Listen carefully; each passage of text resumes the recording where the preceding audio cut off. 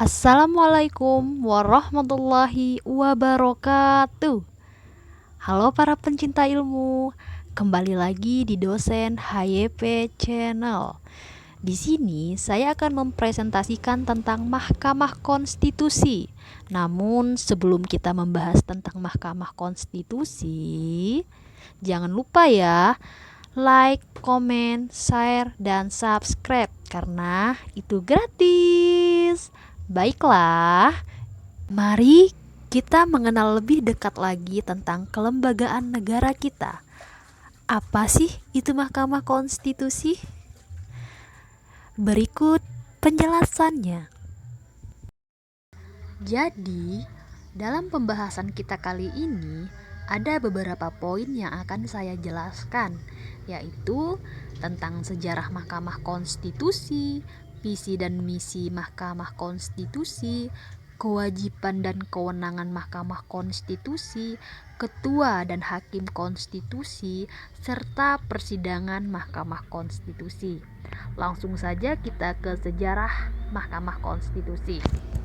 Jadi, sejarah Mahkamah Konstitusi di Indonesia itu diawali dengan diadopsinya ide Mahkamah Konstitusi dalam amandemen konstitusi yang dilakukan oleh Majelis Permusyawaratan Rakyat atau disingkat dengan MPR. Kemudian, pada tanggal 13 Agustus 2003, DPR dan pemerintah menyetujui secara bersama tentang Undang-Undang Nomor 24 Tahun 2003 tentang Mahkamah Konstitusi yang mana disahkan oleh Presiden. Kemudian, pada tanggal 16 Agustus 2003, Hakim Konstitusi mengucap sumpah jabatan di Istana Negara. Baiklah, kita lanjut ke poin kedua, yaitu apa sih itu Mahkamah Konstitusi? Nah, jadi kawan-kawan, Mahkamah Konstitusi itu merupakan lembaga tinggi negara dalam sistem ketatanegaraan Indonesia yang merupakan pemegang kekuasaan kehakiman bersama-sama dengan Mahkamah Agung. Nah, jadi Mahkamah Konstitusi pada umumnya menyangkut persoalan-persoalan kelembagaan negara atau institusi politik yang menyangkut kepentingan umum yang luas ataupun berkenaan dengan pengujian terhadap norma-norma hukum yang bersifat umum.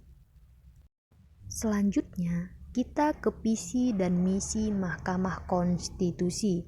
Nah, jadi visi Mahkamah Konstitusi itu yaitu tegaknya konstitusi dalam rangka mewujudkan cinta negara hukum dan demokrasi demi kehidupan kebangsaan dan kenegaraan yang bermartabat.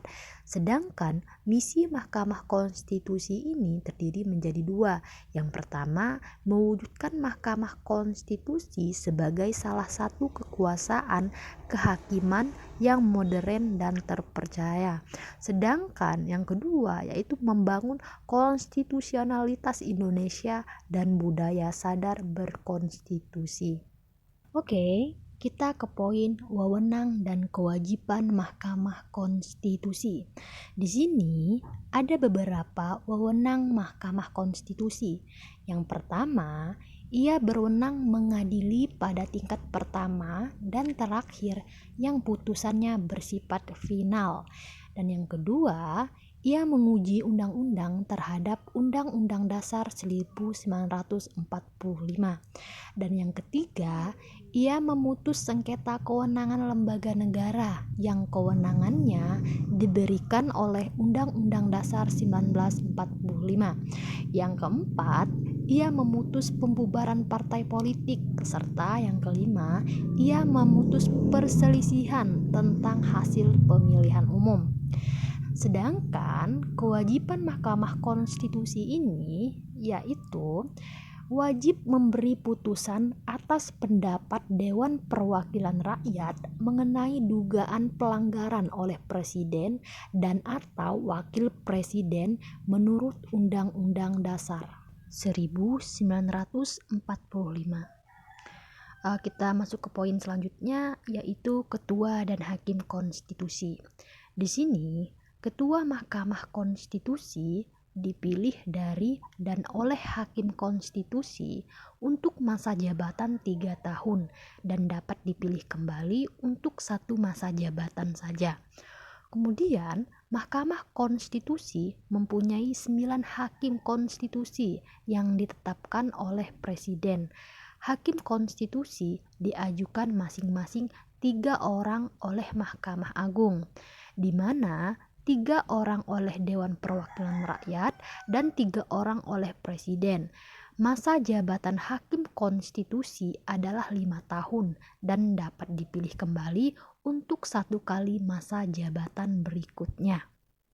Oke, kita ke poin yang terakhir, yaitu persidangan Mahkamah Konstitusi.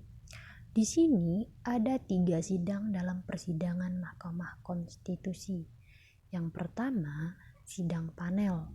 Sidang panel merupakan sidang yang terdiri dari 3 orang hakim konstitusi yang diberi tugas untuk melakukan sidang pemeriksaan pendahuluan.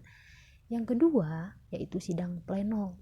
Sidang pleno merupakan sidang yang dilakukan oleh Majelis Hakim Konstitusi minimal dihadiri oleh 7 hakim konstitusi.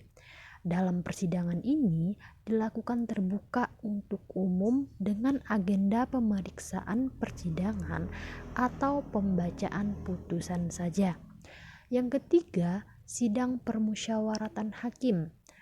Rapat permusyawaratan hakim atau RPH ia bersifat tertutup dan rahasia. Rapat ini hanya dapat diikuti oleh hakim konstitusi dan panitera saja.